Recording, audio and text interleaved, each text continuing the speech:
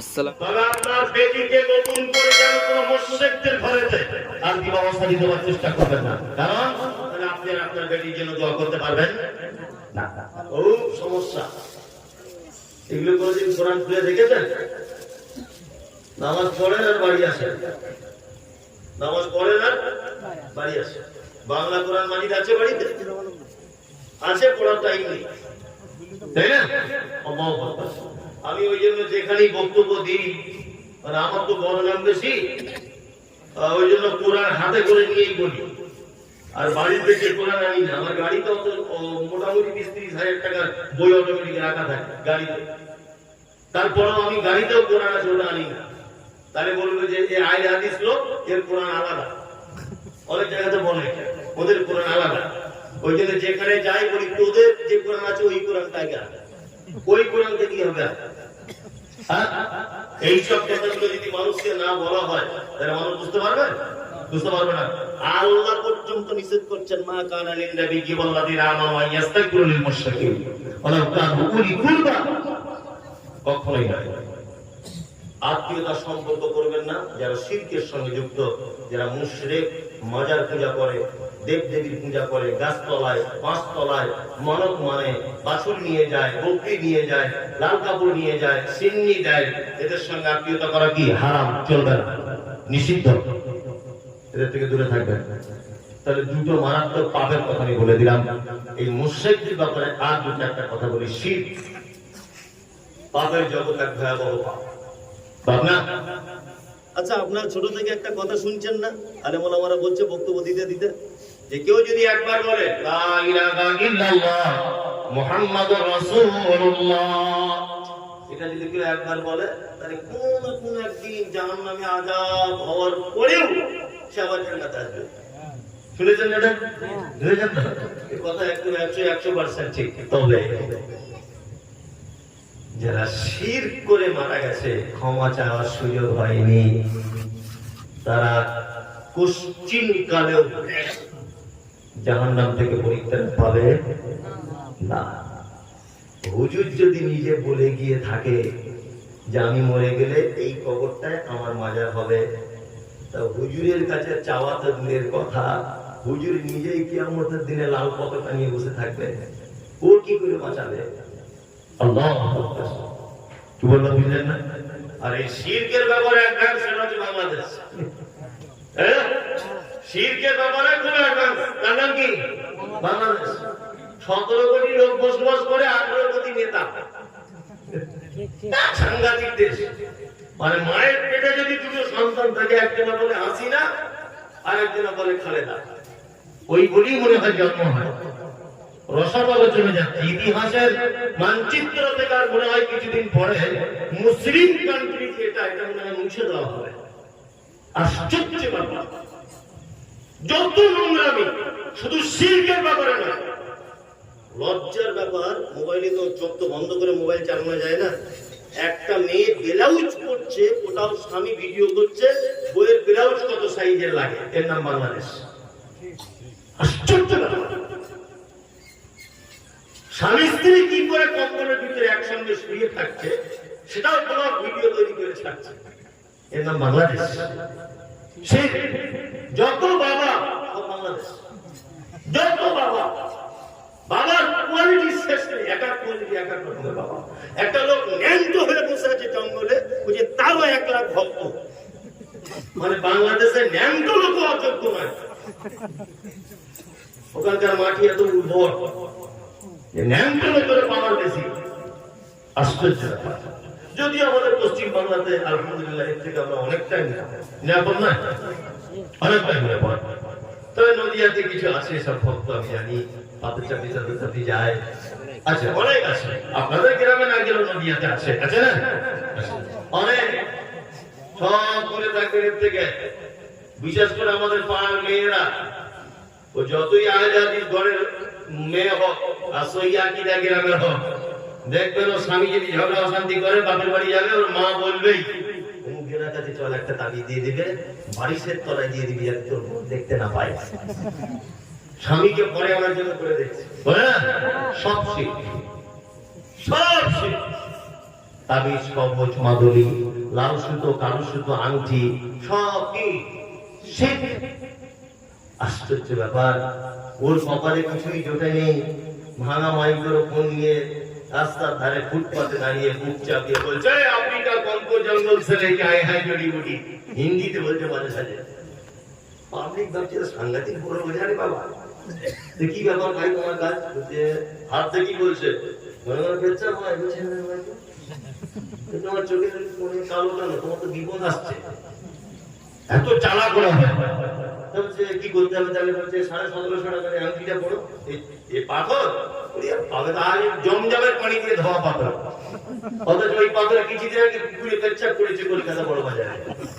সত্যি বলছেন, কলকাতা বড় বাজারে আংটি পাথরগুলো কেজি ধরে বিক্রি হয়, 50 টাকা কেজি, 60 টাকা কেজি। পুকুরে পেচ্ছাপ করে ফুটপাতে রাখা থাকে।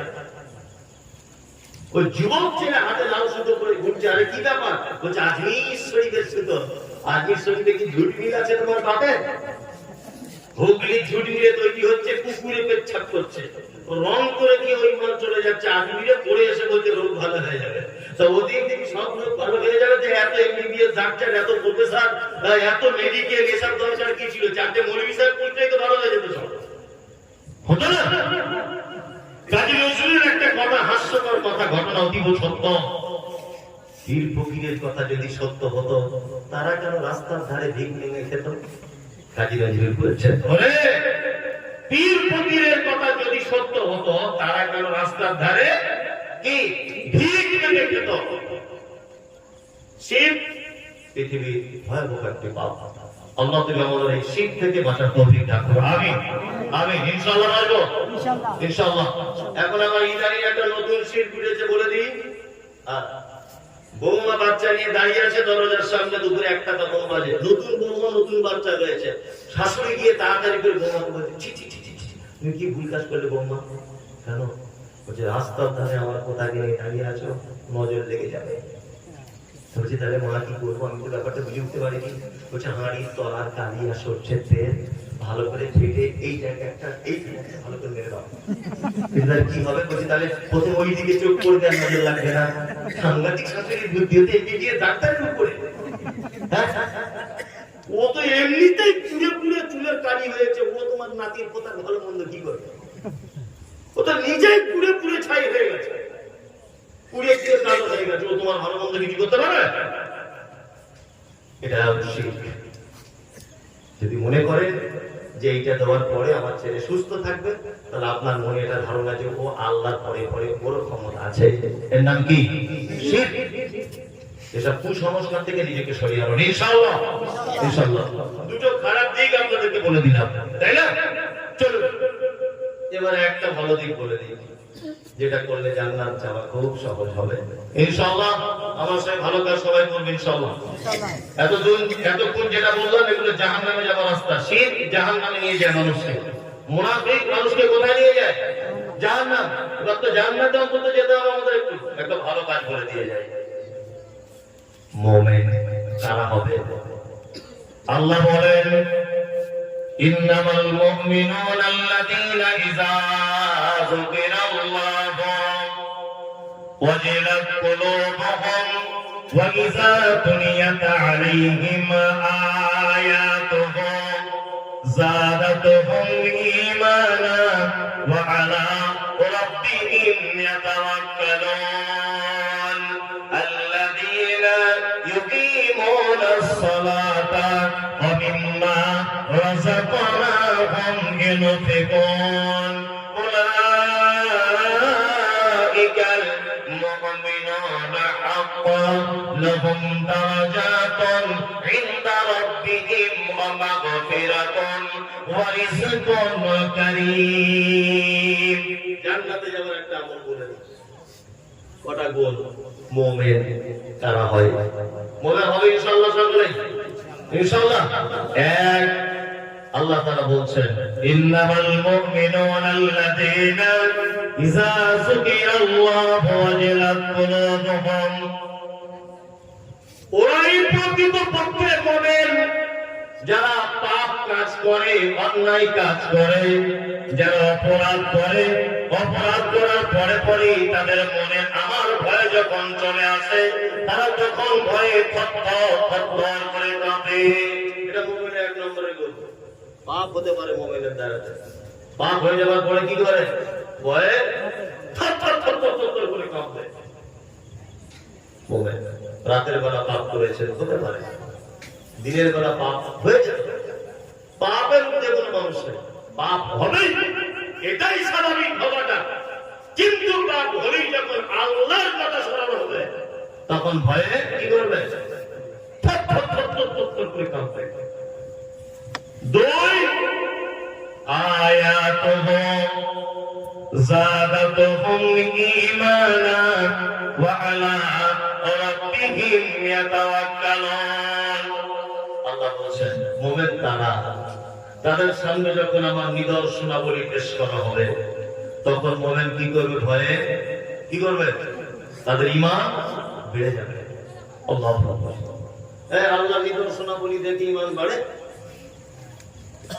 নিদর্শনাবলী বোঝেন? বুঝেন না? আপনাকে একটা কথা বলি, খুব চমৎকার কথা কোরআন দিয়ে।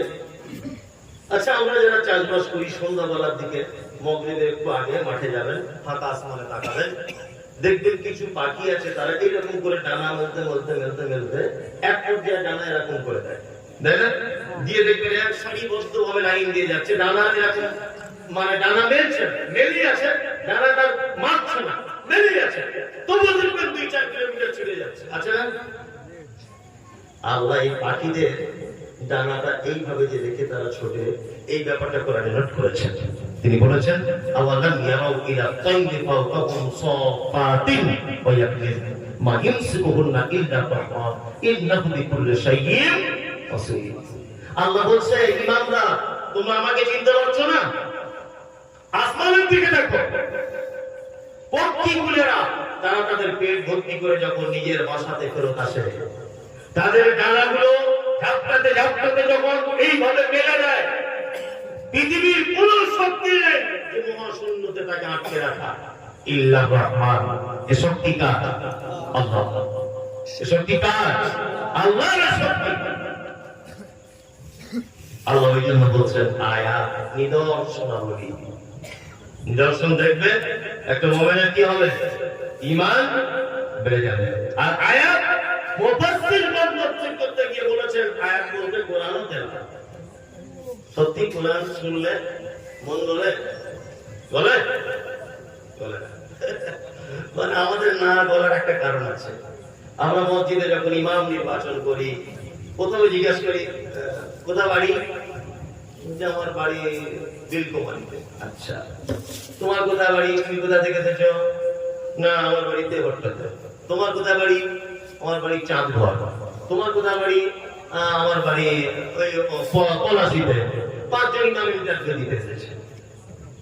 একজন এসেছে, এত সুন্দর কিরাত করছে ছেলেটা, কোরআনের হাফেজ, সত্যি মনোমুগ্ধকর কিরাত। তাকে জিজ্ঞাসা করছে, আপনি বেতন কত নিলেন? তবে 17,000 এর নিচে থাকবেন। আর একজন মোটামুটি, আপনি কত নিলেন? বলছে আমার 13,000 দিলেই হবে। আর একজন কোরআন পড়তে পারছে না, মোটামুটি করে, তুমি কত নিলেন? বলছে আমি যে জায়গায় আগে থাকতাম 7.5 দিতাম, আপনার 8 দিবেন। ভালো করে বুঝলেন? বলছে এই সবচেয়ে ভালোই হবে, একই রাখা, বুঝলেন না? ওকে রেখে দিয়েছে। এই ইমাম সাহেব যদি নামাজ পড়ায়, আচ্ছা বলুন তো অন্তর বলবে? বলবে না। আপনি তো আপনার তো ভালোই বুদ্ধি দেখতে, আপনার তো, আপনি তো পাগল নয়। আপনি মাছ কিনতে গেলে টিপে টিপে দেখেন খারাপ আছে না ভালো।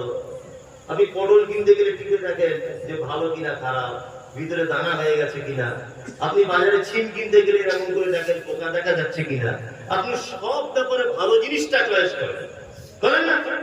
আল্লাহর ঘরে আপনি ইমাম পছন্দ করছেন যার বেতন কম, তাকে পছন্দ করছেন। আশ্চর্য ব্যাপার।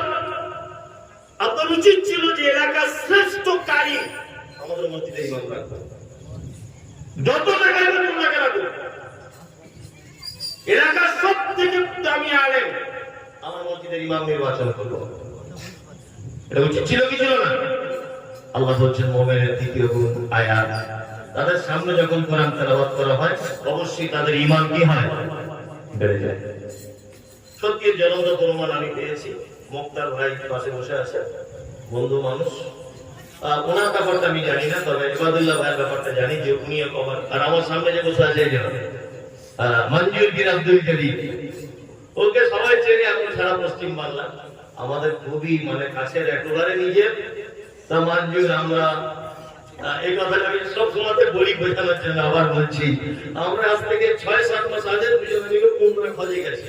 ও ছিল, আমিও ছিলাম। ওকে জিজ্ঞাসা করবেন, তা ওই দিনাজপুরের একটা লোক ছিল, লেখাপড়া জানতো না। ও মানে কম বুদ্ধি তা নয়, কিন্তু উনি লেখাপড়া জানতেন না সত্যি। তবে লোকটা সদল, খুবই সদল, ভালো। তা উনি এমনই লোক যে আমরা দুজনে যখন মক্কাতে কাবাতে তওয়াফ করতাম, ও আমাদের দুজনের এইরকম করে ধরে না, আমার বিশেষ করে ধরতো আর আমি নিয়ে যেতাম। তা আমরা যখন ধরতাম, বলতাম, চাচা তুমি কেন বারবার আমার জামার কলারটা ধরছে বলো তো? বলছে আমি হারিয়ে যাবো, আর যদি হারিয়ে যায় আমি 3 বিঘে ধান লাগিয়েছি, কি হবে? শুধু বলে এই কথা, শুধু বলবো আমি 3-4 বিঘে ধান লাগিয়েছি, আমার কি হবে? ওই যে মানজির কথা সাক্ষী আছে, হোটেলে এসে শুধু বলবে কবে বাড়ি যাবার টিকিট, কবে বাড়ি যাবার টিকিট। কেন চাচা, এখানে তো মানুষ মানে মৃত্যু হয়ে যাক এই আশা করেন, আপনি বাড়ি যাবার ধান লাগানো? বলছে আমার ধান লাগানো আছে, খুব টেনশন হচ্ছে, অতিরিক্ত পানি হয় যদি ডুবে যায়, এই সামাজিক ব্যাপার। খুব হাসির লোক, খুব হাসির লোক, হ্যাঁ আমি চলে যাবো, খুব হাসির লোক। যাই হোক, খুব হাসির লোক আর কি। তা আমি চাচাকে একদিন বলছি, চাচা তুমি যে হজে এলে, তা তওয়াফ করলে, সব করলে, তা তোমার এত মার সংসার, এত টেনশন কেন? বলছে না আমি চাষবাস করি, তোমার জীবনে বাড়ি থেকে কোথাও যাইনি, বা আজকে জীবনে প্রথম বাইরে এলাম, এরকম একটা লোক। যাই হোক, আল্লাহ তাআলা যে বলছেন মুমিন যে কোরআন তেলাওয়াত শুনলে তার অন্তর ভরে যায়, তার একটা দৃষ্টান্ত আপনাদের সামনে আমি পেশ করছি। আবার ইমাম, ফার্স্ট ইমাম ডক্টর আব্দুর রহমান আস-সুদাই হাফিজাহুল্লাহ, আল্লাহু আকবার, তিনি বেশিরভাগ ইশা আর ফজরের সালাতের ইমামতি করতেন। যত নিষ্ঠুর লোক উনি যখন কোরআন তেলাওয়াত করেন আর জাহান্নামের আয়াতগুলো যখন আসে, জাহান্নামের আয়াত, উনি বাচ্চা ছেলের মতো ডুকিয়ে ডুকিয়ে কাঁদেন। আল্লাহু আকবার। আমি আবার 29 তারিখে যাচ্ছি ইনশাআল্লাহ, সামনে এই মাসের 29 তারিখে আবার যাচ্ছি, মানে ওখানে গেলে বারবারই যেতে ইচ্ছা করে, ওই জন্য আবার যাচ্ছি। তা কাবার ইমামের তেলাওয়াত শুনলে আপনি যে 5 লাখ টাকা খরচা করে হজ করতে যাবে, ওনার এক ওয়াক্তের তেলাওয়াত শুনলে মনে হচ্ছে কোরআন অবতীর্ণ হচ্ছে, এতই সুন্দর। দাঁড়িয়ে আছি নামাজে তওয়াফ করতে করতে, আর আমার পাশে ওই চাচা দাঁড়িয়েছে। কি বললাম বুঝলেন? মঞ্জুর চালাক বেশি, ও অনেক রাতে তওয়াফ করতে চলে যেত, আমাদের ছেড়ে দিয়ে অনেক সময় সবার থেকে বেশি তওয়াফ করবে বলে একটা কম্পিটিশন হতো তওয়াফ করার। তা আমি আর চাচা, আমি চাচাকে ছাড়া যেতাম না। তা দুজনা ওই যে নামাজ পড়তে দাঁড়িয়েছে পাশাপাশি। আব্দুর রহমান আস-সুদাই তিনি জাহান্নামের আয়াত তেলাওয়াত করছেন। আল্লাহু আকবার। সূরা হজ সম্ভবত কোন একটা সূরা তিনি তেলাওয়াত করছেন, জাহান্নামের কথা এসেছে, হাওয়া করে কাঁদছেন। আমার মন গলে গেল, চোখ দিয়ে পানি চলে এলো। আমি ওদেরকেও দেখেছি কাঁদতে, চোখ দিয়ে সব পানি চলে আসছে। সবার Ethiopia, Tanzania, German, Japan, Kuwait, France, পৃথিবীর যে জায়গা থেকে লোক এসে হাওয়া করে কাঁদছে। আমার পাশের চাচা অশিক্ষিত লোক, কোরআন জানে না, বাংলা জানে না, উর্দু হিন্দি কিছুই বুঝে না, একেবারে পল্লী গ্রামের দেহাতি মানুষ। আমার ডান দিকে চাচা দাঁড়িয়ে দেখছি হাও হাও করে কাঁদছে। নামাজ শেষ হয়ে গেল, চাচাকে বললাম, চাচা আমি মুমতাজুল ইসলাম, একটু একটু কোরআন না হয় বুঝি, যে জাহান্নামের কথা আল্লাহ বলছে, এই জন্য না হয় আমার চোখে পানি চলে এলো। চাচা তুমি কেন কাঁদলে বলো? চাচা বলছে, মুমতাজুল তুমি আমার বেটার বয়সী, শোনো 30 বছর 40 বছর আমি মসজিদে নামাজ পড়ছি, কখনো আমার চোখ দিয়ে পানি আসেনি, কিন্তু কাবার ইমামের তেলাওয়াত শুনে আমার অন্তর গলে গেল। আমি বললাম, চাচা তোমার অন্তর বলেনি। আল্লাহ বলেছে আয়াতুহু যাদাতুহুম ঈমানা। মুমিন তারাই, তাদের সাথে যখন কোরআনের আয়াত তেলাওয়াত করা হবে আল্লাহ বলে মুমিনের অন্তর গলে যাবে। মুমিনের অন্তর গলে যাওয়ার পরে তার কি হবে? চোখ দিয়ে পানি বার হয়ে যাবে আর তার ঈমান বেড়ে যাবে। আমি বললাম চাচা শোনো, তুমি বাংলা ভালো বোঝো না, তুমি আনসারি ভাষায় কথা বলো, তুমি দিনাজপুরের ভাষায় কথা বলো, না পিওর বাংলা, না পিওর হিন্দি, না পিওর উর্দু, তুমি কোরআন জানো না, লেখাপড়া জানো না, তুমি কেন কাঁদলে বলো? চাচা বলছে মমতাজুল তুমি আমার বেটার বয়সী, তবে শুনে রেখে দাও, কোরআন শুনলে যে অন্তর গলে যায়। আজকে জীবনের প্রথম হলো আমার কোরআনের আয়াতের কথা মনে পড়ে গেল। আল্লাহ ইমানদারদের ব্যাপারে বারবার বলছে আয়াতুহু যাদাতুহুম ঈমানা।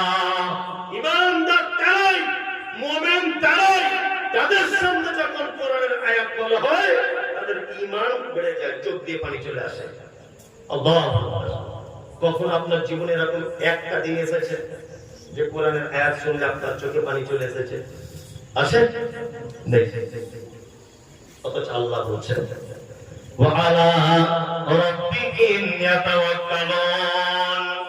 আর মুমিনের ৩ নম্বরের গুণ, মুমিনের ভালো মন্দ যা কিছু হবে মুমিন আল্লাহর উপরে ভরসা করবে। কার উপরে ভরসা করবে? আপনার ছেলেটা আস্তে আস্তে ভালো কাজ মিস্ত্রি হয়ে গেছিল, সোনার কাজ করে, ওই দেবগ্রামে বাস স্ট্যান্ডে নেমেছে, রাস্তা পার হতে গিয়ে একটা গাড়ি এসে আপনার ছেলেকে পিষে দিয়ে চলে গেল। বলুন তো মুমিন ভরসা করবে কার উপরে?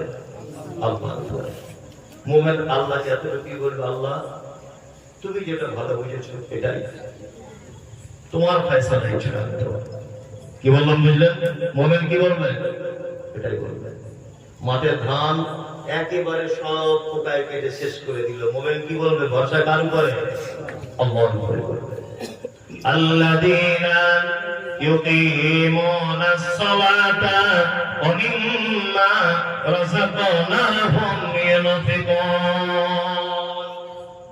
মুমিন সালাত আদায় করবে, নামাজ পড়বে। নামাজ পড়েন? কারা কারা পড়েন নামাজ? 5 ওয়াক্ত। বাঁ হাত তুলছে, আবেগে তুলছে। অনেক মানুষ নামাজ পড়েন, আলহামদুলিল্লাহ নামাজ পড়েছে। নামাজ ছাড়া রাস্তা নেই। আমাদের সমাজে অনেক কোয়ালিটির নামাজি আছে, আছে না? অনেক কোয়ালিটি, 3-4 কোয়ালিটির নামাজি দেখতে পাওয়া যায়। তার মধ্যে একজন জোহরে যায়, আসরে যায় না, মাগরিবে দোকান খুলে এটার দোকান বন্ধ করে, ফজরে ঘুম ভাঙে না, এরকম লোক আছে, আছে না? আর কিছু লোক আছে দেখবেন যে শুধু জুম্মায় জুম্মায় যায়, মানে এমন আদর দেখে আর পাঞ্জাবি পরে যাবে মনে হচ্ছে আব্দুল কাদের জেলানি ঢুকছে জুম্মায় জুম্মায়, তাই না? আর একটা নামাজি আছে শুধু 2 ঈদে যায়, আর ঈদে গিয়ে ঝামেলা বাজায়, ঝামেলা বাজায় না? আর কিছু লোক আছে যে ঝামেলা করে তাকে বলে ঠিক হচ্ছে সবা পাবে বেটা, যা বলে সামনাসামনি। কিছু লোক আছে দেখবেন জুম্মার নামাজের পরে যদি 10 মিনিট দেরি হয়ে যায় বা কিছু মসজিদে গেটে এসে দেখবেন চিল্লাচিল্লি করে। আপনাদের এলাকায় পাওয়া যায় এরকম লোক অনেক। আর কিছু লোক যে চিল্লামিল্লি করে তাকে পান দিয়ে ফুলে দিয়ে বলে হক কথা ক্লাবের বলার মতো তুই আছিস, আর ও ফুলে গিয়ে আবার বলে ইমাম সাহেব তোমার চাকরি বারোটা বানিয়ে দেবো। আসলে ও মানুষ না, ও গয়াকার ধয়াকার, হচ্ছে গাধার বেটা গাধা। কারণ হচ্ছে যার নিজের সম্মান নেই সে অপরের সম্মান নিয়েছে নিয়ে খাবে। কি বললাম বুঝলেন? হ্যাঁ, ও তো নিজের ইমাম সম্মান নেই, তো ওই ইমাম সাহেবের মর্যাদা বুঝবে কি করে? কি বললাম বুঝতে পারছেন? জি, যে কথা বলছিলাম সেটা হচ্ছে এই আর একটা নামাজি আছে 5 ওয়াক্তই পরে তো বুঝে কিছুই বুঝে 30 বছর নামাজ পড়ছে, এখানে কালো দাগে মানে সেই ঘাটা পড়ে যায় না, কি বলে ঘাটা পড়ে গেছে, তো কিছু বুঝে না। 30 বছর নামাজ পড়ছে। চাচা নামাজ কত বছর পড়ছো? বলছে ভাব 30 বছর পড়ি। আচ্ছা রুকুতে গিয়ে কি বলে বলো তো? ওটা জানি, খুব মিষ্টি করে আচ্ছা চাচা, এই সেজদা থেকে উঠে কি বলে? একবার সেজদা দিয়ে উঠে কি বলে মাঝখানে? বুঝে তোর কবর হিসাব দিয়ে দিবি, আমার কবর হিসাব আমি দেবো, তুই কেন পড়ে পড়ে করছিস বলতো? একটা লোক সেজদায় গিয়ে পা দুটো ফাঁক করে দেখেছে। অনেক লোক আছে না, তা নিয়ম কি? পাটা এক জায়গায় করতে হবে। একজনে গিয়ে বলে দিচ্ছে চাচা পা দুটো এক জায়গায় করে এরকম করে রাখবে। যদিও বা নামাজ পড়া ধরেছিলাম তোদের লেগে রাখবো, শিখিয়ে দিচ্ছে বলে পেস্টিজ পাংচার হয়ে যাচ্ছে। মানে এত জ্ঞানী লোক আর কি, জীবনে তো শেখার চেষ্টা করেনি, কেউ শিখিয়ে দিচ্ছে তবুও সহ্য করছে না। দেখি আমি জানি না লোক আছে না চাচা, দুয়ার জন্য জানো জীবের আড়ি ভাঙে না, একটা দোয়া যায় না 30 বছর। আপনারা মসজিদে কোন নিয়ে দেখলেন? আচ্ছা না, আমি বহু চিটিং বাজ 2 নম্বরই ধাপ্পাবাজি দেখেছি। কিছু লোক দেখছি দোয়া দিলে কিছু জানে না, তো বসে জায়গা রুকু দেখে দোয়া জানিস না, তার এরকম ঠোঁটটা কেন এরকম করছিস? তার মানে এতদিন নদিয়ার লোকের সঙ্গে 2 নম্বরই কেউ হলো না, এখন আল্লাহর ঘরে চিটিং বাজি করছে। ঠিক কথা উচিত না অনুচিত? তুই দোয়া জানিস না তো চুপ করে তার বলিস। এটা তো একটা হিসাব যে লোকটা যখন দোয়া জানে না স্বীকার করলো, ও যে প্রত্যেক জায়গায় রুকুতে গিয়ে তার বলে এটা প্রশ্ন জানতে পারে কি পারে না, তার কোনো ধোঁকা হচ্ছে। এ জাতি কিয়ামত পর্যন্ত কল্যাণ পাবে না। যে জাতি জলসার দিনে বাদাম বিক্রি হয় 25 কুইন্টাল আর জিলাপি বিক্রি হয় 1 টনের কাছাকাছি নদিয়া জেলাতে, ওই জন্য বলছি। অথচ নামাজ শিক্ষার বইয়ের দোকানদার বাংলা কোরআনের দোকান লাগিয়েছে একটা লোক, একটাও নামাজ শিক্ষার বই বিক্রি হয় না। এ জাতি কিয়ামত পর্যন্ত সঠিক জায়গায় আসতে পারবে না। বাবার জন্মে তুমি জিলাপি খাওনি? 10 টাকা 3 কেজি জিলাপি কিনে বসে আছো। বাদাম তুমি চোখে দেখোনি? গিয়ে 2 কেজি বাদাম দিয়ে বাড়ি আসছো। কারণ 10 টাকা দিয়ে একটা দুয়ার বই, ভালো পদ্ধতির নামাজ পড়ার একটা বই কেনা, দোয়া মুখস্থ করা যায় না? আরে 1 বছরে একটা দোয়া হয় না? নামাজ পর্যন্ত 30 বছর, 30 বছরে 30টা দোয়া হতো না। বাংলা পড়তে জানি না, বাংলা পড়তে না জানি ইমাম সাহেবের কাছে 10 মিনিট করে বসে একটা করে বলবে আর কানা হাফেজের মতো মুখস্থ করবে। অন্তত চেষ্টাটা করুন। মানে নামাজ পড়াটা আমাদের অভ্যাসে পরিণত হয়েছে, ইবাদত হয়নি। কি বললাম বুঝতে পারছেন?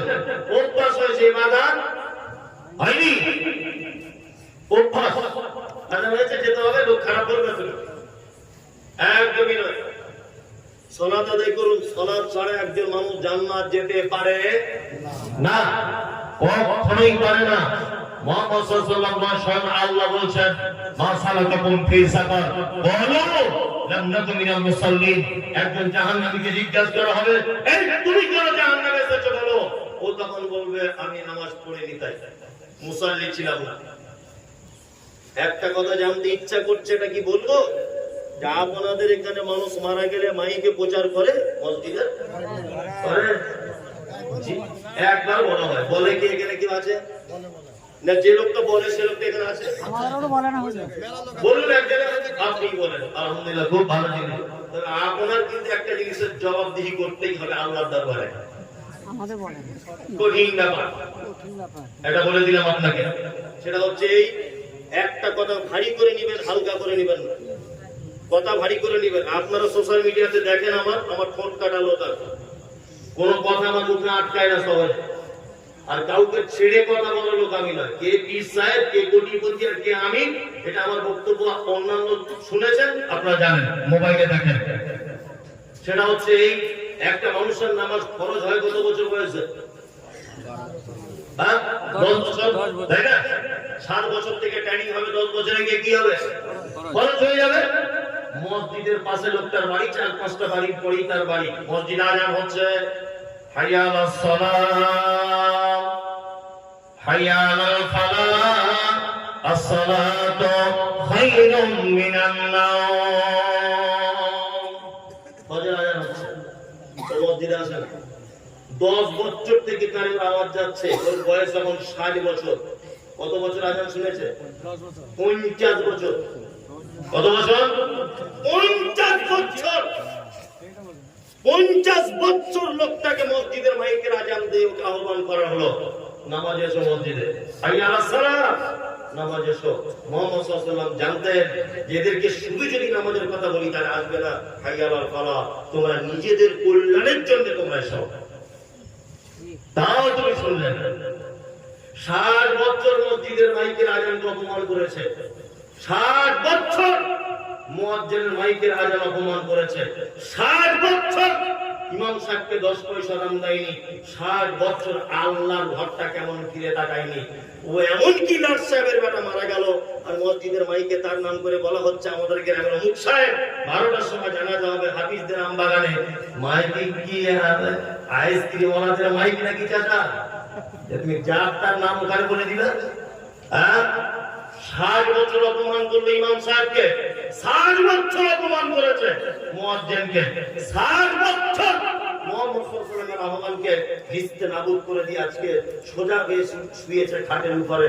আর ওই লোকটার নাম মাইকে বলতে হবে? ও কত সম্মানী লোক। হাঁটার আগে একবার ভেবে চিন্তা হাঁটবেন, আপনার কিন্তু ব্যবস্থা হয়ে যাবে।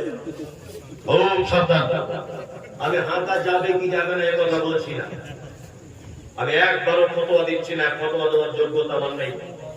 অন্তত পক্ষে আপনি ভাববেন যে যে লোকটা হাঁটছেন এই লোকটা নামাজ পড়ে তো, মুসল্লি লোক তো। যদি বলছেন তাহলে মসজিদে আমার টাকা দেওয়া আছে, মসজিদে আমার নাম বলা হবে না কেন, এই একটা প্রশ্ন হতে পারে। তুমি কাল সকালে তোমার টাকা ফেরত দিয়ে দাও, তুমি তোমার টাকা ফেরত দিয়ে দাও। ঢাকা যাবে কি যাবে না ফতোয়া দিতে আসেনি। আমি বলতে চাইছি অন্তত পক্ষে লোকটা নামাজ কালাম পড়ে তো। আপনি জান্নাত এলান করছেন, আপনি জানেন যে যদি লোকটা বেনামাজি হয় আল্লাহ সুবহানাহু ওয়া তাআলা বেনামাজিদের থাকার জায়গা রেখেছেন কোথায়? জাহান্নামে। সারা পশ্চিম বাংলার একজন বিখ্যাত আলেম, এই মুহূর্তে বাঙালি জগতের যদি 10 জন আলেম থাকে একজন বড় আলেম আছেন, তার নাম হচ্ছে আব্দুল হামিদ ফাইজি আল মাদানী। নাম শুনেছেন কে কে? আব্দুল হামিদ মাদানী নাম শুনেছেন? বাংলাতে একটা বই লিখেছেন, বাংলাতে উনি বই লিখেছেন প্রায় 200টার কাছাকাছি। কত? 200টার কাছাকাছি। তার ভিতরে একটা বই লিখেছেন জানাজা দর্পণ। ওই বইয়ের 63 নম্বর পৃষ্ঠা একেবারে নিচের দিকে তিনি কার কার জানাজা পড়া যাবে আর কার কার জানাজা পড়া যাবে না এই উল্লেখ করতে গিয়ে বলেছেন যে বেনামাজি মারা গেলে পাড়া প্রতিবেশীর সম্মানার্থে কেউ যদি জানাজা পড়তে পারে তবে তার জন্য দোয়া করা ঠিক না। কি বলছেন আপনি? আল্লাহুম্মা ইগফির লিহাইয়িনা ওয়া মাইয়িতিনা ওয়া শাহিদিনা ওয়া গায়িবিনা ওয়া সাগীরিনা ওয়া কাবীরিনা ওয়া যাকারিনা ওয়া উনসানা। দোয়া বলে না? বলছেন সবই ঠিক আছে, তবে যার মধ্যে দোয়া না করেন তবে আল্লাহকে ক্ষমা করবেন। মতিউর রহমান মাদানী দাম্মামে যিনি দায়ীর কাজ করছেন, উনি বলছেন যে শিরক যারা করে, এমন একটা কথা যে শিরক যারা করে কোশ্চিন কালেও জাহান্নাম থেকে পরিত্রাণ পাবে না। 2, বেনামাজি অবস্থায় যারা মারা গেছে তারা যে জাহান্নাম থেকে কোশ্চিন কালেও পরিত্রাণ পাবে এইরকম কোন দলিল আমার জানা নেই। তার মানে উনি বলতে চাইছেন তারা কোনোদিন জাহান্নাম থেকে পরিত্রাণ পাবে না। এত বড় তিনি কথা বলছেন। 10টা লোক বলুন তো আজকে থেকে নামাজ পড়া আমি ধরবো, আমি নামাজ পড়তাম না। আছেন কি আসছে মুমতাজুল ইসলাম সাংঘাতিক ব্যাপার, সবাই চল রোজা বলবে শুনে চলে আমি শুনবো না, নিয়ত করেই বসেছে। 5টা লোক বলুন যে আজকে থেকে আমি নামাজ পড়া ধরবো, এটা তাবলীগি জলসা। আর আমি আল্লাহর কসম বলছি জলসা বলে কিন্তু আসি, শুধু ইমাদুল্লাহ ভাই পরিচিতি খাতিরে চলে এসেছে। জলসা করবো এই উদ্দেশ্য আমি আসে। বলুন একজন লোক বলুন যে আজ থেকে নামাজ পড়া ধরবো, হাতটা তোলেন একটু। আপনি ধরবেন আজ থেকে? আপনি পড়েন তো পড়েন না, আপনি আজব উনি তো নামাজ পড়েন। সবাই পড়ে, আসলে আমার বক্তব্য দোয়াটাই ভুল হচ্ছে। বেনামাজিদের ব্যাপারে বলো, সব তো নামাজি লোকই আছে, তাই না? মানে প্রত্যেক সপ্তাহে আপনারা পাড়ায় পাড়ায় বলছেন এই প্রোগ্রাম করছেন, দাওয়াতের অনুষ্ঠান করছেন তো, ফলাফল কি? Zero zero. তাহলে খরচা করার দরকার কি? কিছুই দরকার নেই, ফালতু, তাই না? ফলাফল যদি জিরো হয় তাহলে ফালতু হয়ে যাবে। অন্তত পক্ষে প্রত্যেক সপ্তাহে যদি দুটো করে নামাজি যদি এই গ্রামে বাড়ে, তাহলে এক বছরে 104 জন নামাজি বাড়বে ইনশাআল্লাহ। 104 জন নামাজি বাড়বে ইনশাআল্লাহ। বলবেন তো? আরে ভাই কথা বলতে, আরে হাতটা তোলা না একটু বাইরে। ঠিক আছে, পড়তে হবে না, আপনি ভালো থাকবেন, তাহলে আপনি পড়তে হবে না। কত সহজ, সহজে জান্নাতে যাওয়া যায়। ওই আপনাদের দিকের মাদ্রাসায় এসেছি, চাঁদঘর এসেছি, আপনাদের এলাকায় যত বড় বড় মাদ্রাসায় আমি জলসা করে গেছি, অনেক বড় বড় মাদ্রাসায় এসেছি। আদাই খুব হয় নদিয়াতে, দান খুব করেন 1 লাখ 2 লাখ। আপনি কি ভাবছেন দান করে জান্নাত চলে যাবে? কি ভাবছেন আপনি? আপনার দানের 10 পয়সা দাম নেই, আমি মমতাজুল ইসলাম বলছি, ঠিক 10 পয়সা দাম নেই। সালাত ছাড়া একটা মানুষের কোলে বাগান আল্লাহর দরবারে গ্রহণ হয় না। যদি বলছেন এটা কি এমন ইম্পর্টেন্ট ইবাদত, জি হ্যাঁ, এটা এত ইম্পর্টেন্ট ইবাদত। আপনাকে একটা কথা বলি, এটা অনেক জায়গাতে বলি, আবার বলছি। আমার ছেলে আমাকে খুব বলে, আব্বা আমি মিলিটারি চাকরি করব, খুব বলে আব্বা আমি মিলিটারি করব। ঠিক আছে, ট্রেনিং লাগা। ও দৌড়িয়েছে মাঠে, ফার্স্ট হয়েছে। বোঝানোর জন্য বলছি, কিন্তু অরিজিনাল নাই। আমার ছেলে এখন 7-এ পড়ে, ফার্স্ট হয়েছে। আমার ছেলেকে বলছে আপনি দৌড়িয়েছো কেমন রেজাল্ট? বলছে আব্বু আমি ফার্স্ট হয়েছি। বাহ, মৌখিক পরীক্ষা আমার ছেলে ফার্স্ট, লিখিত পরীক্ষা আমার ছেলে ফার্স্ট। আমার ছেলে আরে একটা পরীক্ষা বাকি আছে। আমার ছেলে আমাকে বলছে আব্বু আমার চাকরি প্রায় হয়ে যাওয়ার পথে, আমার একটা পরীক্ষা বাকি। বলছে কি? বলছে শুধু হাইটটা মাপলে হয়ে যাবে। আমি অন্ততটা হাইট দেখে দেখা যাচ্ছে আমার ছেলে 3.5 ফিটের একটু বেশি। বলুন তো কিয়ামত পর্যন্ত চাকরি হবে? না না মিলিটারি চাকরি হবে? ও ডাক্তার হতে পারবে, ও মাস্টার হতে পারবে, ও উকিল হতে পারবে, ও জজ হতে পারবে, ও পৃথিবীর সব চাকরি পেতে পারবে। মিলিটারিতে চান্স নেই। আচ্ছা, 1 কোটি টাকা আমি টাকার মালিক, কোটি কোটি টাকার মালিক ধরে নেন। 1 কোটি টাকা আমি সরকারকে ঘুষ দেবো, এলাকার মন্ত্রীকে ঘুষ দেবো যে আমার ছেলের চাকরির জন্য আপনাকে 1 কোটি টাকা দিলাম, আমার ছেলেকে মিলিটারিতে চান্স করে দেন। ওর বাপের ক্ষমতা আছে করার? না। তাহলে এই চাকরির মূল শর্তটা কি?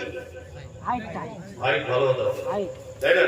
জান্নাতে যত কাজ আছে সব কাজ যদি আপনি করেন, মূল শর্ত নামাজ পড়তে হবে। ঠিক বুঝতে পেরেছি?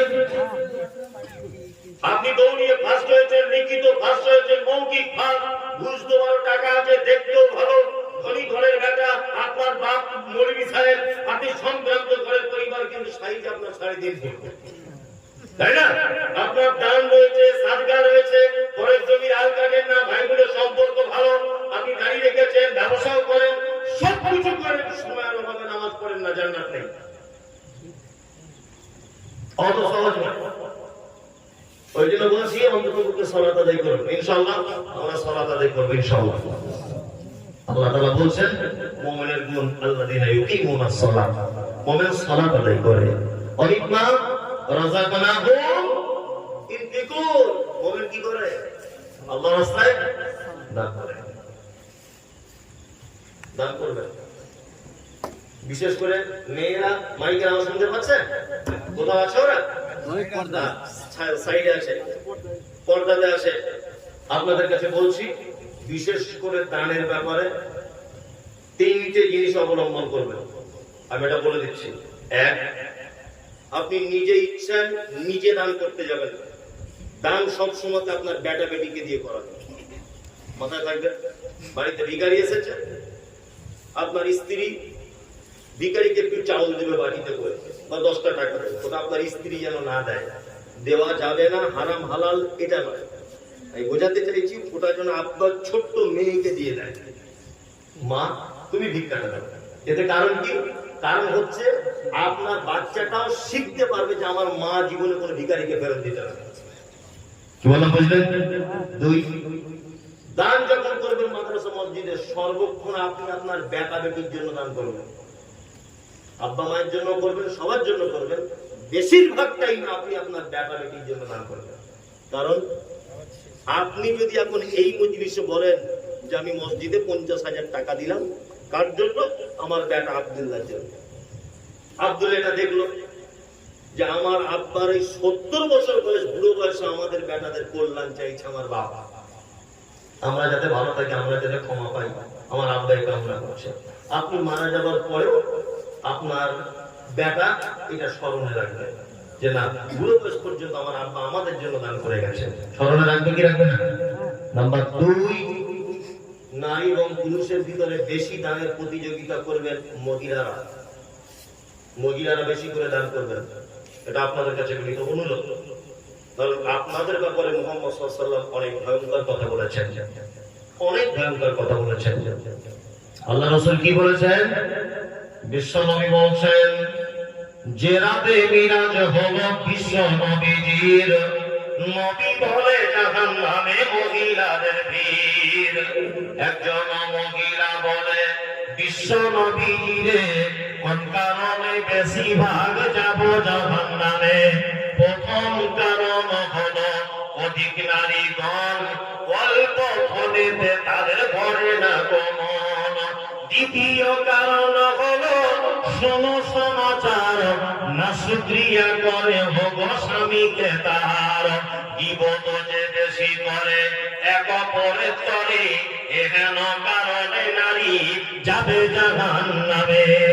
আল্লাহ নবী বলছেন আমি মিরাজের রাত্রিতে গেলাম, জান্নাত দেখলাম, জাহান্নাম দেখলাম।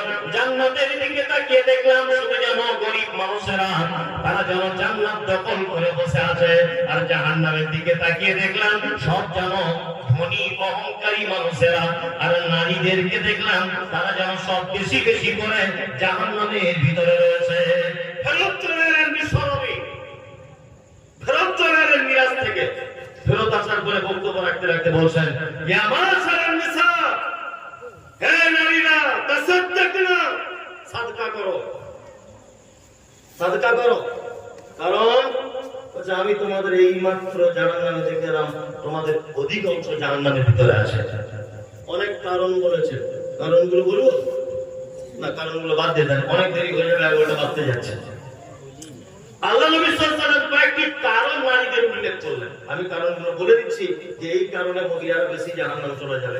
এক, বিশ্বনবী বললেন প্রথম কারণ হলো অধিক নারীগণ, অল্প ধনেতে তাদের হয় না গমন। অল্প জিনিসে মন ভরে না, তাই কথা বাস্তব না বাস্তব? আপনি টেস্ট করে দেখবেন সকালে, আমরা তো মাঝে করি। আমার ড্রাইভার মনি ওই যে বসে আছে, ও যদিও ওর আব্বা আমার শিক্ষক, ওর ভাই আমার শিক্ষক, এই দুইজনের পরে যে বসে আছে আপনার ইমাম সাহেবের পরে, আর ও আবার আমার থেকে বড় আলেম আলহামদুলিল্লাহ। কিন্তু যাই হোক, বন্ধু বান্ধব তো একই মাদ্রাসায় পড়তাম, তো ও আমার কাছে থাকে, মাদ্রাসা দেখাশোনা করে, আমার গাড়িটা যেখানে যাই ও একটু ড্রাইভ করে নিয়ে যায়। কখনো কখনো যখন বাড়িতে একসঙ্গে বসে খাওয়া দাওয়া করি তখন ওকে বলি যে আমি যে জলসাতে কথাগুলো বলি তোমার বুবুকে দিয়ে এগুলো মিলছে? মানে আমার স্ত্রীকে দিয়ে বলি, এর সঙ্গে কি মিলছে কথাগুলো? হ্যাঁ। আমি আজকে দীর্ঘ টাইম সংসার করছি, দীর্ঘ টাইম, এত কিছু দেওয়ার পরেও, এত কিছু করার পরেও কোনোদিন আমি এটা শুনলাম না যে তোমার এই জিনিসটা আমার খুব ভালো লেগেছে। এটা আজ পর্যন্ত কোনোদিন বলে, আজ পর্যন্ত কোনোদিন আমাকে এটা বলে। অথচ মানের শেষ কোনোদিন প্রশংসা করতে দেখলাম না। অল্পতে কখনো ওদের মন ভরে না। এর নাম কি? নারী। দুই, বিশ্বনবী বললেন দ্বিতীয় কারণ হলো অধিক নারীগণে প্রশংসা নাকি করে নিজে স্বামীর সনে। কখনই যার স্বামীর প্রশংসা করে না। আপনি বাজারে যান, আপনার গাছে একটা কাঁঠাল হয়েছে, কাঁঠালটা গাছ থেকে পাড়বেন, স্বামী স্ত্রী দুজনে খাবেন, খেতে খেতে আপনার বউকে বলবেন খুব মিষ্টি বল কাঁঠালটা, ওই এক চান্সে বলবে সব ভালো, আমার আব্বা দেশে দক্ষিণ মাঠে যে গাছটা ওইটার মতো মিষ্টি করতে হবে না, বলবে। আমি পরীক্ষা করে দেখবেন, বলবে না? আমার মা, আমার বোন, আমার নানি, আমাদের কাঁঠাল, আমাদের পুকুরের মাছ জীবন আপনি আর মন পাবেন না। আপনার পুকুরের 12 কেজি কাতলা মাছ রান্না করে খাচ্ছেন, স্বামী স্ত্রী দুজনে খাচ্ছেন দুপুরে, একদম পাকা কাতলা 12 কেজি ওজন, খুব টেস্ট হবে। গল্প করছেন খুব টেস্ট বলো আমাদের মাঠের পুকুরের মাছটা, এক চান্সে বলবে আমার আপনাদের মতো করতে হবে না, যা অথচ ওর বাপের 1.5 কেজি সাইজ মাছের। এটা করবে না? মোহাম্মদ সাল্লাল্লাহু আলাইহি ওয়াসাল্লাম জ্ঞানী মানুষ ছিলেন না বোকা লোক ছিলেন? জ্ঞানী মানুষ ছিলেন। তিনি বলেছেন নারী স্বামী প্রশংসা করে না। তিন নম্বর আল্লাহ নবী বলছেন তৃতীয় কারণ হলো অধিক নারী করে আর ঝগড়া জাতি বেশি করে নিজে স্বামীর সঙ্গে।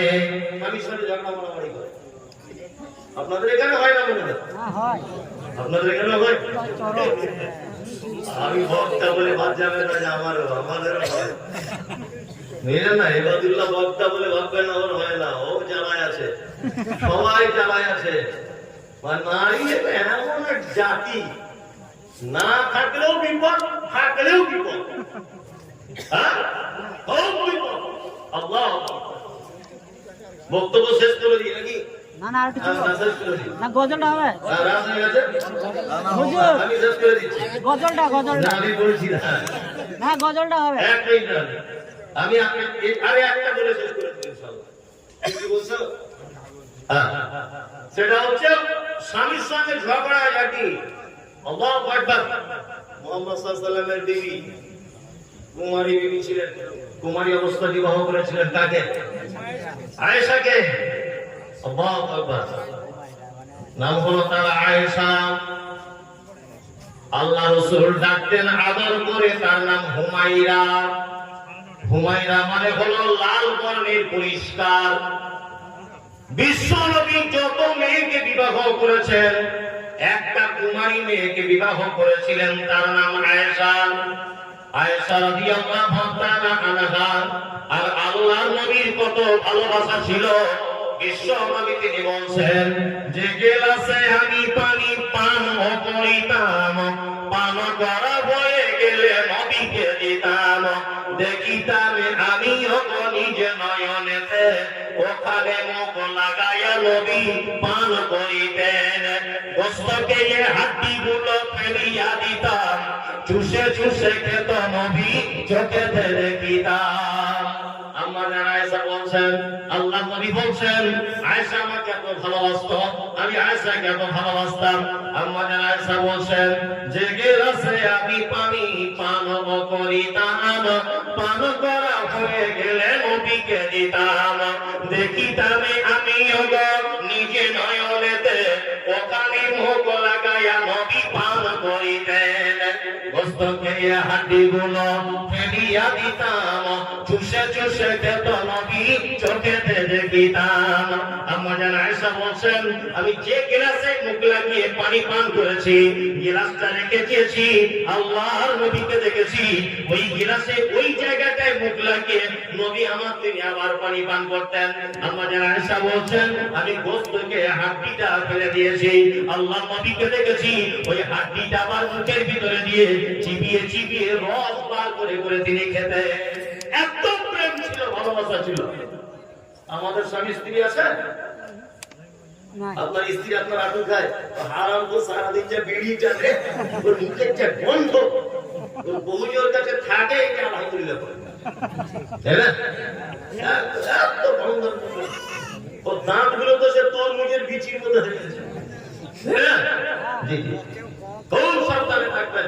দান আল্লাহ তাআলা বলছেন আল্লাযীনা ইউকিমুনাস সালাহ। মেয়েদের ব্যাপারে বলতে গেলে তো অনেক কিছু বলা যায় হাদিস কোরআনে, আমি ওদিকে যাচ্ছি না। আল্লাহ বলছে আমিমা রাযাকনাহুম ইনফিকু, তোমরা জাহান্নাম থেকে বাঁচতে গেলে দান করো। আমিমা রাযাকনাহুম ইনফিকু, তোমরা কি করো? দান করো। মুমিনের 5টা গুণের কথা বললাম। 1 মুমিন হয়ে যান। 1 নম্বর আপনার পক্ষে অন্যায় হয়ে গেলে যখন আল্লাহর প্রতি ভয় চলে আসবে আপনার মন যেন ভয় থরথর করে কাঁপে। 2 আপনার আল্লাহর নিদর্শনাবলী দেখলে আপনার ঈমান যেন বেড়ে যায়। 3 আপনি সালাত আদায়। 3 সর্বক্ষেত্রে ভরসা কার উপরে? আল্লাহর উপরে। 4 আল্লাযীনা ইউকিমুনাস সালাত, সালাত আদায় করুন। 5 আমিম্মা রাযাকনাহুম ইনফিকুন, আল্লাহ আপনাকে যে রুচি দিয়েছে তার থেকে কিছু দান করুন। ইনশাআল্লাহ মমিন হলে আল্লাহ দরবারে থাকা যাবে জান্নাতে। আর জান্নাতে গেলে অনেক বড় পুরস্কার আছে। তারপরে একটা আল্লাহ বলছেন, সময় সাথ দিচ্ছে না, ওই জন্য বলছি না। আবার হ্যাঁ বাকি তো মোলাকাত বাকি। আল্লাহ তুমি আমাদের সকলকে এতক্ষণ পর্যন্ত যে আলোচনা হয়েছে আমল করার তৌফিক দান করো। আমিন আমিন। আমি শেষের দিকে এই মেয়েদের এইগুলো সব বলতাম না। আমাকে লিখে একজন জিজ্ঞেস বলেছে যে দয়া করে একটু মেয়েদের ব্যাপারে কিছু বলুন। ওই জন্য আমি এইগুলো একটু লাইন ক্রস করে ওদের দিকে যাচ্ছিলাম কিছু বলার জন্য। আল্লাহ যারা আমরা এখানে বসে আছি তুমি আমাদের সকলকে দিনের জন্য কবুল করে নাও। আমিন আমিন। গজলটা হবে না? না গজল বলা যাবে বলে একটা একটা গজল করার প্রয়োজন নেই। আর সেটা হচ্ছে আর একটা কথা আমরা আপনাদেরকে বলে দিচ্ছি। এবাদুল্লাহ ভাই ঘুরে এসেছেন, ওই ভাই গিয়েছিলেন। আলহামদুলিল্লাহ আমরা একটা হিফজ খানা মাদ্রাসা করেছি, আল মুস্তাফা মাদ্রাসা হিফজুল কোরআন ইল আইতা। বিশেষ করে আহলে হাদিসের স্পেশাল ভাবে হাফেজ খানা খুবই কম আমরা একটা করেছি আলহামদুলিল্লাহ। গ্রামের পিছিয়ে পড়া এতিম দুস্থ অসহায় বাচ্চারা যদি কেউ হিফজ কোরআনের ভালো হাফেজ যদি হতে চায়, আগামী দিনের স্বপ্ন আরো বেশি। এখন অর্থ কম বলে অল্প শুরু করেছি, তাহলে অবশ্যই আমাদের সঙ্গে যোগাযোগ করবেন আপনাদের কাউকে ভর্তি করার জন্য। আমি চাইছি সারা পশ্চিমবাংলার প্রতিটা জেলা থেকে আমাদের প্রতিষ্ঠানে বাচ্চা পড়াশোনা করবে। একেবারে গরিব মানুষ, পয়সা করি নেই, ফ্রিতেই পড়বে। এতিম ফ্রিতে পড়বেন। গরিব মানুষ, খেটে খাওয়া মানুষ, পয়সা দেওয়ার মতো সমর্থক নেই, ফ্রিতেই পড়বে। কি বললাম বুঝলেন? যাদের আর্থিক অবস্থা ভালো আছে তারা কিছু খরচাপাতি দেবে যাতে আমরাও বাঁচি, এরকম একটা অবস্থা। কখনো প্রয়োজন মনে করে অবশ্যই আমাদের সঙ্গে যোগাযোগ করবেন। ইনশাআল্লাহুল আজিজ আমাদের প্রতিষ্ঠান আগামী দিনে বৃহত্তর জায়গায় পৌঁছাবে ইনশাআল্লাহ। সকলে আমাদের প্রতিষ্ঠানের জন্য দোয়া করবেন, আমার জন্য দোয়া করবেন। নিঃস্বার্থে এই মাথা থেকে ও মাথা ছুটে চলেছি শুধু দিনের খাতিরে। আল্লাহ তুমি আমাকেও মানার তৌফিক দান করো, যারা শুনছে তাদেরকে মানার তৌফিক দান করো। মজলিস ভাঙার একটি দোয়া আছে, বলে দিন। সুবহানাক আল্লাহুম্মা ওয়া বিহামদিকা আশহাদু আল্লা ইলাহা ইল্লা আনতা আস্তাগফিরুকা ওয়া আতুবু ইলাইক। আসসালামু আলাইকুম ওয়া রাহমাতুল্লাহ। এক মিনিট একটু দাঁড়িয়ে যান।